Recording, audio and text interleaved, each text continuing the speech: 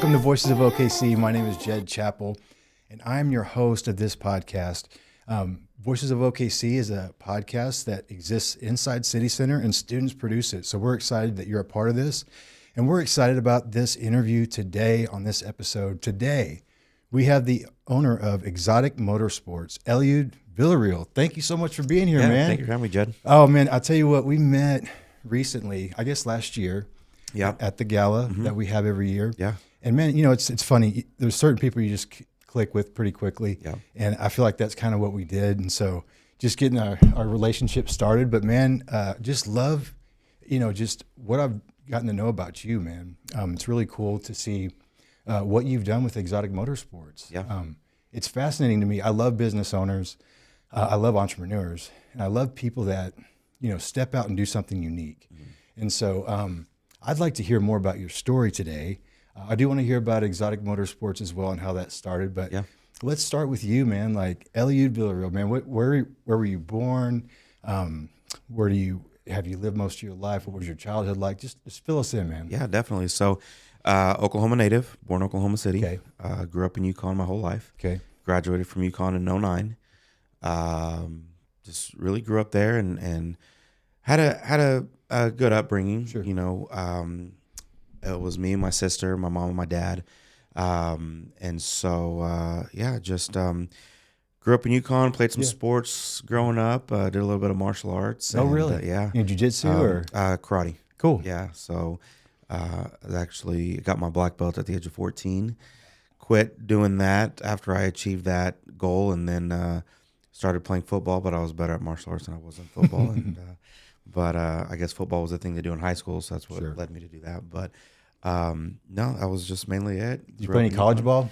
No, college ball was definitely not that good. Man, it's funny that transitioning from one level to the next, people always tell me that I know that play sports and even professional sports, they say it's like a different beast. Oh, yeah. Even that next level from high school collegiate's a job. Like, I mean, it really does take a lot of commitment and it's a job. Yeah. And I wasn't good enough to even scratch the surface. Some of us have good parents that were honest with us and some don't. Just kidding.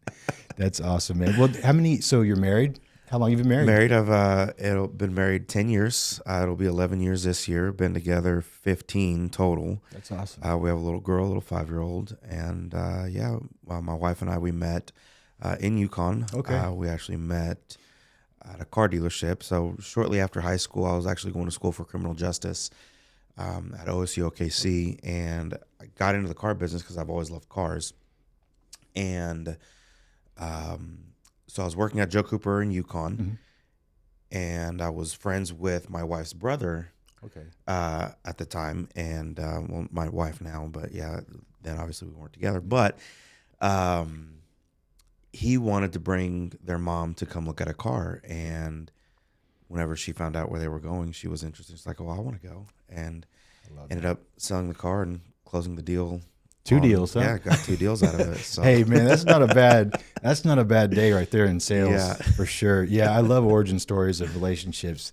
I have to fill you in with me and my wife. It's pretty hilarious how we met, but it's funny how sometimes the clunkiest starts just end up so beautiful. And that's what I can say about our relationship for sure. That's awesome. So 5-year-old. So what's 5-year-old? What's their personality like? Oh, she's a hot mess. She's all over the board. It's funny because there's physical characteristics, nothing like me. Okay. Like I look like a stepdad anytime we go somewhere. And it's funny. We were, when she first started talking, I'm a Hispanic background, and my wife's American. She's white, and so my daughter, it's real funny. We thought that she was going to turn a little bit more Hispanic when she came out, and so my mom bought a book. They make these books that you can order that have like stories with your kids and whatnot on them. Yeah. And the way that she made her look was dark hair, brown eyes, olive skin, and she was the opposite. And she came out and she was blonde hair, blue eyes, and my mom was like, "That book's not going to work. This book's confusing now. We're going to have to get another one." But awesome. we were in Target, and I was on the phone with my friend, and my daughter was just yelling. She was like, "Mom, Mom, Mom. And she's starting to talk, so I think it's cute and it's adorable. So my friend, he's like, hey, where you at? I was like, Target. He goes, all right, I'm going to be right back and call security. He goes, why? He goes, I'm going to tell him there's a brown man pushing around a white girl, yelling for her mom. And I'm like, don't you do. Oh, that's hilarious. So I try to go find my wife, and my wife gets on board, and she we runs need to away. Stay together here. Yeah. And that's so, awesome. So it's funny. Very cool, but her personality, I hear she's a lot like me. Okay. And so physical characteristics, she looks a lot like Mom, but sure. Her will I think she gets it from Dad. Yeah, I hear you. Well, hey, I think so. Our granddaughter that we're currently raising, she's amazing, but she has definitely taken on her papa's characteristics. I'm the fashion guy, but I'm also like the, crazy, particular about details. Oh, yeah. You know what I mean? So she's got all that stuff. It's so cool to watch. It's really neat to see, even if it's by nurture or nature, just by who they are in their DNA. Yeah. It's really cool to see kids develop and build that personality, No, definitely. Like her OCDness is like right there with me. Yes. And that's why we like each other, man. Yeah, I'm the same way. I'm the same way. The other day she, she just started wearing glasses, and I took off her glasses to put her to bed, and she goes, Dad, put them upside down facing up. I'm like, listen, I know. Awesome. But so awesome. She's very particular on that. So she definitely gets that from me. Is she getting the clothes thing yet? So our 6-year-old, she's like, man, she is serious about fashion right now. Is your 5-year-old like that yet? She likes clothes, and surprisingly she matches well. Okay. So probably even coordinates well. Yeah, she coordinates well. There's a difference, I've heard. Yeah. Yeah. And so the other day I picked someone, she's like, Dad, that doesn't match. I'm like, it kind of does because it has this. She's like, no, it doesn't. I'm like, okay. That's awesome. I'm not gonna argue with you, but that's fine. Well, man, I love hearing, just stories about family, stories about, what everybody's upbringing was like, because, you never really know what the man or the woman is like until you sit down and have a conversation. So it's so cool to hear. And it's cool for me too, in this moment, to see how much your face lights up when you talk about your daughter. Yeah. That's really cool. And I can relate to that. It's really, really, really special because, we have 4 boys and they're all, growing out of the house. And so having a girl for me has been very unique. So, but I'm just loving every minute of it, man. It's been so special. So no, definitely being a girl dad's, it's very special. And, I always get asked, well, obviously, I like cars. I'm into cars, all that stuff. And so a lot of people ask like, well, do you want a boy that, that can do the racing and stuff like that? And honestly, like my daughter, I think we all think as parents, like our kid's the best, right? That's something, but, probably let's say she's 5 now. So at the age of 3, I got her a kart, an electric go-kart, because she had already been driving a year prior to that, one of the little Power Wheels. Yeah. And I upgraded the engines on the Power Wheel, so it went from 5 miles an hour to 11 miles an hour. So that little thing was awesome. Scooting. And I could see in the way that she drives and she maneuvers it around, the neighborhood. She looks at her corner before getting there, so she like anticipates it and she nails it every time. Yeah. So I was like, all right, well I'm gonna get her something a little quicker. And there's this other girl that's across the pond in Europe. She's the same age and she had this cart. I'm like, well, if she can do it, I think my daughter can. So so I got her one of those carts. On the box it says ages 14 and up. But you can regulate it in different speeds and modified it. So I started her off on the low speed. She got bored of that really quick. So needless to say, we're on full boost right now, and she might have that risk gene. Well, she definitely does. We went skiing last week or 2 weeks ago, and I'll tell that story here in just a second. But I posted a video on Facebook to just kind of say, just a little post with nothing behind it. Yeah. And I had a lot of racing buddies are like, hey, she's got something, like what she's doing is not normal. Yeah. And so we poured into it a lot, and she controls the cart, she controls the drifts, and when she oversteers, she corrects into it, and she does a very good job. Is she racing yet? So this year, the age of 5 is the youngest you can get someone into karting, and so there's nothing here in Oklahoma that like a racing series, but in North Texas they have one it's an 8-race series. Okay. So we're gonna get her into that in the spring, and that's awesome, man. So all that to say, whenever people are like, "Oh, do you want a boy that's into cars?" It's like, no, my daughter's just she'll do just fine on that. That's so cool, man. So, but no, her risk, she's we went skiing. This is her second year skiing. The first year we had her kind of on that little kitty leash. She doesn't really get the concept of the pizza. She just straight French fries and goes straight down the mountain. And so before, my wife, she tethers with her and it's like, you learn to stop, you learn to slow down. And this last time that we went, I noticed that my wife didn't have any slack, or she had slack in the rope. And I'm like, hey, how much are you actually controlling? She's like, it's all her. I was like, well, let her go. Yeah. She's like, are you serious? Like all the way down the mountain? I was like, all the way down the mountain. I was like, if you're not controlling her, it's like, it'll take one time for her to bite it, to realize that she, that she's pay full attention. Yeah, she has to pay attention. But buddy, we took her all the way up. Now there weren't any blues. It was just greens that we did. Sure. But I put my phone in her backpack, a little GPS. She topped out at 28 miles an hour. That's and just awesome, straight man. down the mountain. That's so cool, man. Yeah, nothing of going. My wife was trying to teach her, like, all right, you got to cut this way and then come back and kind of S your way down. That's straight incredible. She's like, I just want to go fast. She's way better than me. So I'll tell you a story about me really quick, since we're telling ski stories. So we were in Minnesota with friends, and we were skiing in this area, and it was an area that they were very small slopes. So I had never skied before. And so I'm literally on the bunny slope trying to figure this thing out. And it's not working out for me at all. And so we're with a group of friends. I was on staff at a church, and there was a bunch of us together that day. And I spent probably 2.5 hours just couldn't figure out the pizza thing, none of it. So I got frustrated, and the risk gene kicked in. So I went all the way to the top of this hill. Yeah. And I can't remember if it was blue or black, but I think it was blue. And I was like, you know what? There's only one way to do this. You just got to go for it. Go. And man, straight skis, like you say, French fry skis. Yeah. I'm flying down this hill, and I'm thinking, I'm killing it, you know? And I look by at my friends, and they're looking at me with this look of fear in their face, because I realized in that moment what they knew I didn't know yet, but I was about to know. I don't know how to stop.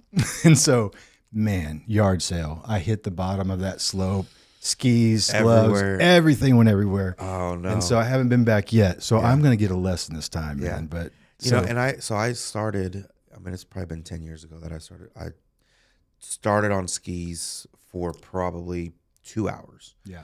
And then after I realized, like, I don't like my legs doing this. Yeah. And so I was like, I ride. I thought about ride that a snowboard, and it's a little easier, but it's also a lot more. You have to control it a little bit more, because if you catch either edge, if you catch the toe edge, you can go forward, or the heel, and as soon as it digs in, so you can't. You've really got to just commit with the back leg of, it's like, hey, I'm going to either go heel side or toe side, and just commit to it. So you really have to throw your hips around to get to where you're not riding on the edge. Gotcha. Because if you ride the edge, all it takes is for one little lip to catch it. But at least your legs don't go. Yeah, right. So I grew up skateboarding, so I thought snowboarding might be easier, and I think it is. But they did say, like, there's a difference in how, like, it's almost the opposite. Like, you have to think of it the opposite as far as what side you balance on. So on a skateboard, do you go more? Is your weight more on the front? I think your weight more. It just depends, I guess. It's more on the. Probably the back, I think, most of the time. Is that the same with snowboard? Same with snowboard. Okay, I thought it was different. Okay, maybe I was wrong. You want to keep your weight on your your steering leg is your back one. Gotcha. Okay, so, I think I'm going to try snowboarding next time. There you go. For sure. So let's talk about Exotic Motorsports, man. So tell me the origin story. Like, how does somebody get involved with a company, and you're like, hey, I'm going to sell really expensive, amazing cars to a very specific niche market. Yeah. So what does that look like? So like I mentioned before, I was in the car business, worked my way up to general sales manager, and I've always got asked, like, do you want to start your own dealership? And my answer was no. Like, I don't want the responsibility. I don't want the risk. I don't want the overhead, anything like that. But God had a different plan, and 8 years ago, my ex-brother-in-law and ex-business partner had the idea to we talked about it, like, hey, we should start an exotic car store. And, there's different boutique places around the country that we follow and we see and how they have it. Like, well, we can do that. And sure. So one thing led to another, and we're like, hey, let's do it. Yeah. And I didn't know how to run a business really, and I'm still learning things today that I didn't know 8 years ago. And nobody teaches you how to do it, and you just have to go out there and kind of trial and error. It's kind of like snowboarding and skiing. Like you got to just go down the hill, right? And I'm sure in this market, this industry, nobody's trying to give you any tips, you know, and as far as, you know, I wouldn't think so. You know, maybe there are some people. Well, in Oklahoma, generous. there's not really anybody that has done it before. There's people that have tried, and I've even had people kind of try to discourage me while I was doing it, saying, hey, you know, the market's not going to support it. Oklahoma doesn't have enough market for that. But their thinking was small. Their thinking was just like, well, I'm just going to go door to door or sell local. It's like with the power of the internet, you know, sell wherever you want. And we have, you know, last month we sent a car to Kuwait. Oh, so, wow. I mean, we sell all over the world. Wow. So as long as you've got a great online presence and you put out a good product, then that's a good point right there. As a business owner, and this is good for those that are watching right now, you know, that are probably considering starting a business or have one. You know, what do you think the most important thing, like the first thing that somebody needs to consider? I mean, as they're getting ready to start a business, you know, maybe there's some stuff. Don't listen to the naysayers. Don't do this. Don't do. You know, what is it that you think for? So I think a lot of it's really self-reflection. Yeah, it's kind of dig deep and look to see. It's like, okay, it's going to require a lot of commitment. A lot of times, you know, people think it might be easy, but it's not. Yeah. Surround yourself with the right people that can help you do it. Yeah. Get a good CPA. If you're not in the numbers, get a good CPA. I was decent at numbers, and I learned really quickly. It's like, this is not for me. Yeah. And even now, if you can afford an in-house accountant, do that. Just because, like, for me, that wasn't, if I, in order to run a successful business and a good business, you have to track everything and know where everything's going. And so, if your dashboard isn't solid, then you can't, you don't know what's happening. You don't know what's happening, right? You can't fly the plane. Yep. Right. And so, and for me, it didn't fill my cup. Like accounting and numbers was not, even in high school. Like I took pre-AP classes, and you know, I would come home and I'd be really frustrated with my mom, and or express my frustrations to my mom. Like, Mom, I hate math. Like, why do I'm going to go be a secret agent. Like, that's what I want to do. I want to go be in the FBI. I don't need this. I don't need this. And I told her, I was like, I don't need to do this. I don't need to know how. And then now it's like, numbers is what I do every day. And so she gets the last laugh at that. But I was good at it, decent at it, but I didn't get it. It wasn't passionate for me. Sure. And so regardless if you're good at something, if it's not fulfilling you, it's going to bring you down. And so get a good CPA, someone that can help you, someone that you can trust, someone that can help you get that part of it done. And really the rest of it is just like, is reflect. It's like, are you going to do this? It's just like any other commitment. Yeah. You know, whether it's working out or starting good habits, you know, you can't set a New Year's resolution and then 2 weeks in, like, you got to stay committed to the whole thing. And it's a long game. I mean, I feel like we're just getting started, and we've been going 8 years. Yeah, I was going to say, you know, your presence is really has gotten established, it seems like. And yeah, I think you're right. You know, with how Oklahoma City's growing too, you know, our market is going to shift a little bit as far as the type of things like this that we can actually provide in our city. So yeah, I think, man, I can clearly see you're a visionary, you know, and that's, a lot of visionaries are misunderstood. A lot of visionaries, they laugh at you at first. Then the next thing they start asking you, you know, what you're doing. Then they finally start asking you how you did it because they're impressed. They're like, but it always begins with the laugh, you know? And so I always joke and say, I think every good visionary and entrepreneur has a little bit of a screw loose. You know what I mean? Oh, for sure. You have to be a little crazy, you know, and be willing to do stuff that people are going to laugh at. Oh, it's the risk, and you're putting it out on the line. You know, and my wife and I, we've been reflecting on that the last, you know, probably last couple months. And it's just like, you know, time has flown, but looking back at it, like, we risked a lot. Yeah. You know, in the moment, I don't think we realized how much was at risk. Yeah. But, you know, with great risk comes great reward, and then also responsibility. So, you know, if you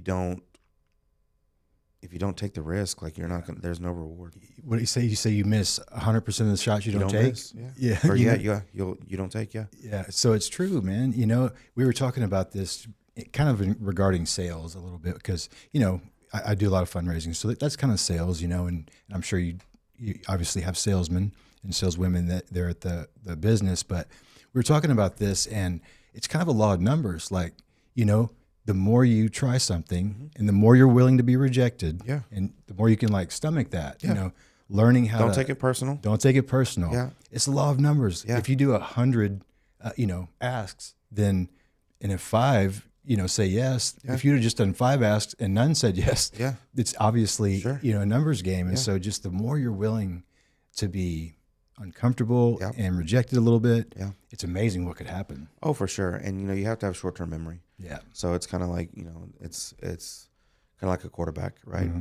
If you're out and you're driving to the end zone and you throw an interception, like you got to forget about it and then Shake start it it off. out, shake it off and keep going. And so Mm-hmm. if you do get rejected, whether it be by a client, whether it be from an investor, whether it be whatever, Mm-hmm. you know, like if what you're going to do in the business model that you have and you truly feel like it will work, Yeah. you just got to keep going until it does. Yeah, that's good, man. That's really good advice, great wisdom, and really appreciate this too. A lot of people don't realize, like, hey, this is a master class in some ways, because there's people that have gone before us that Yeah. have taken all the licks, you know, have taken all the punches, that have taken that risk, Yeah. and were willing to look crazy. Yeah. And, you know, so it's like, for me, I love people like that, man. Believe me, I want to learn everything I can the easy way. I've learned enough in life the hard way. Yeah. I think I've told you my story. Yeah. But, you know, I want to figure out, and plus it's just a very fulfilling process to learn from people, you know, to be mentored, and so I always encourage our young people, like, hey, be willing to ask questions, be Yeah. willing to, and even sound foolish, because what sounds foolish in your head question could lead to the very answer you've been looking for a for sure. long time. Yeah. And it's in other people, you know, that have experienced life. So that's really cool, man. So this is one question I got to ask. Okay. So, you know, in the shoe world, they always talk about grail, like The Holy Grails. the holy grail Yeah. of shoes that you look Yeah. for. So what is your car holy grail? Oh man. So street legal or not street legal? Both. Let's do one. Okay. On both. Because really my holy grail it's a Ferrari FXXK. Okay. But they're not street legal. Okay. It's a track only car. Yeah. It's essentially a race car based off of the LaFerrari. Okay. That a handful of people are allowed to purchase new, and then on the used market, you know, you're spending $3.5 million on a car that you can't even drive on the street. So Yeah. that's a very like far-fetched out there. You're talking giraffe money. Like Oh, people just yeah, have just money to have silly. These kind of people have giraffes in their backyard. Yeah. And so, but what's crazy is I sold a car last week to a client. We hit it off very well, and he has one. Okay. Yeah. Wow. And I'm like, So I got to figure out a way to, you know, take me along a little you know, track day. But I forgot to test drive this before we sold it to you. So Yeah. there's one thing I need to check out. Yeah. Just stay here. I'll be right back. No, and so we That's awesome. hit it off very well, and he has a massive collection. That's cool. And he were just sending me pictures. He didn't send me a picture of that one, but I noticed it in one of the pictures, Yeah. and I'm like, I want to know more about that. Like, and so he bought it secondary at an auction. That's pretty cool. But and then I would probably say Holy Grail Street legal. street legal car. Man, I just love the artwork of a Pagani.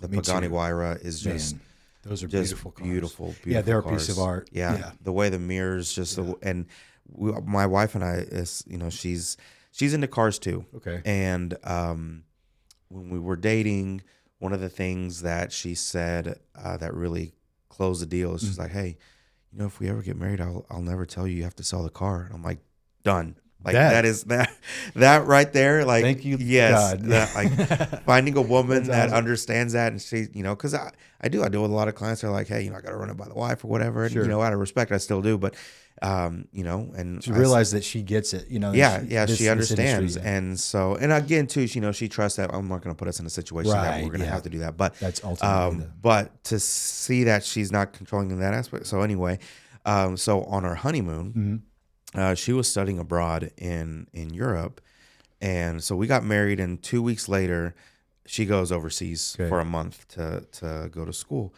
and I was like, well, for our honeymoon, why don't I just meet you over there when you're done with your school? You're already over there, you know, paid for half the ticket, so let's just go. So we went to Barcelona, Mykonos, Greece, and then Florence, Italy. Okay. And while we were in Italy, we're like, well, we're going to drive by Motor Valley, and we toured Ferrari, Lamborghini, and Pagani. Oh, gosh. And so we were able to see how they created the Paganis. And those are all handmade, They're right? all handmade.